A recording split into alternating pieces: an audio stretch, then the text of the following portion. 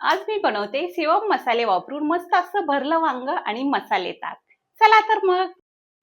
भरलं वांग बनवण्यासाठी मी ते शेंगदाणे, सुकं खोबरं, तीळ, जिरे छान भाजून घेतलं. थंड करून मिक्सरला बारीक वाटून घेतलं. आता आपण याच्यामध्ये हळद, 1 चमच चिली पावडर, मीठ, थोडंसं पाणी घालून सर्व मसाला छान वांग्यामध्ये भरून घेतला. आता आपण देऊया फोडणी. फोडणी देण्यासाठी थोडासा कढीपत्ता, जिरे, लसूण, टोमॅटो घालून मस्त वांगी 2 मिनिटं तेलामध्ये परतून घेतली. आणि हा आहे शिवमचा वांग ग्रेव्ही मसाला. तुम्हाला जर हा मसाला ऑर्डर करायचा असेल तर कमेंटमध्ये लिंक असं लिहा. तुम्हाला लिंक मिळून जाईल.